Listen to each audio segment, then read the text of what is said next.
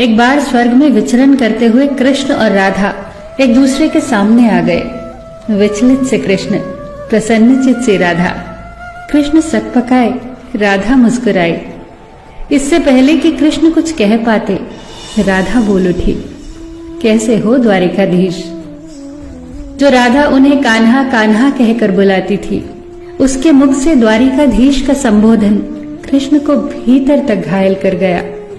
फिर भी किसी तरह अपने आप को संभाल लिया उन्होंने और बोले राधा से, मैं तुम्हारे लिए आज भी वही कान्हा हूं। तुम तो मुझे द्वारिकाधीश मत कहो। आओ बैठते हैं। कुछ मैं अपनी कहता हूं, कुछ तुम अपनी सुनाओ।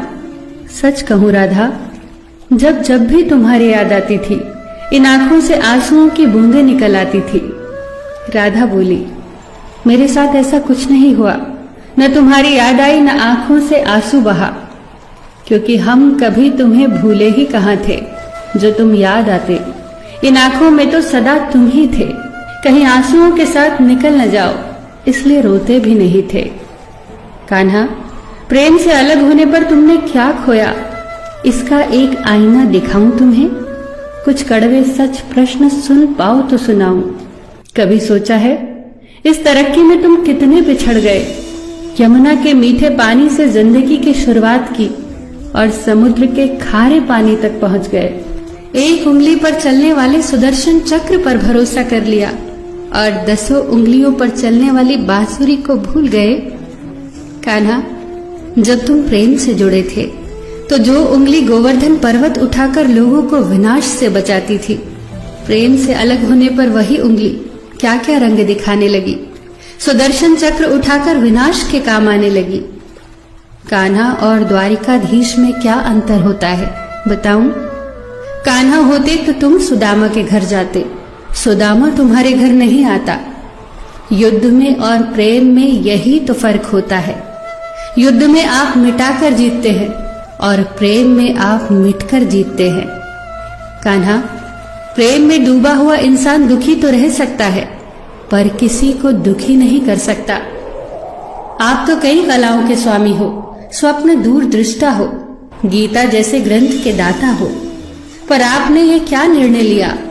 आपने अपनी पूरी सेना कौरवों को सौंप दी और अपने आप को पांडवों के साथ कर लिया।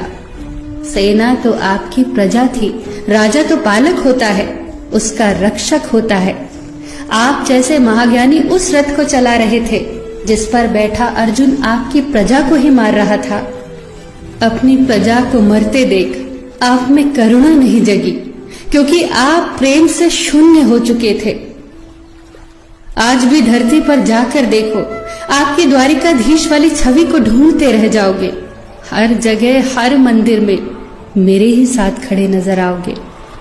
मैं जानती हूँ कान्हा, लोग गीता के ज्ञान की बात करते हैं, उसके महत्व की बात करते हैं, पर धरती के लोग युद्ध वाले द्वारिकाधीश पर नहीं, प्रेम वाले कान्हा पर भरोसा करते हैं। गीता में मेरा दूर दूर तक नाम नहीं है, पर आज भी लोग उसके समापन पर राधे राधे कहते हैं।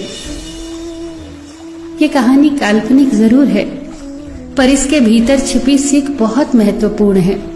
श्री कृष्ण के पास कभी किसी प्रश्न का उत्तर ना हो, ऐसा तो हो ही नहीं सकता, परंतु राधा द्वारा लगाए गए प्रश्न चिन्हों पर कान्हा मौन रहे। यही तो है प्रेम में समर्पण का भाव। पराक्रम में हमें हर किसी को हराना होता है, तब भी हम जीतकर भी हार जाते हैं, परंतु प्रेम में एक ही कईयों का दिल जीत लेता है। सही कहा है कि छोटी सी उंगली पर पूरा गोवर्धन पर्वत उठाने वाले भगवान श्री कृष्ण छोटी सी बांसुरी को दोनों हाथों से पकड़ते थे। फिर मिलेंगे दोस्तों अगली कहानी के साथ। तब तक के लिए अपना ख्याल रखना और हमेशा मुस्कुराते रहना।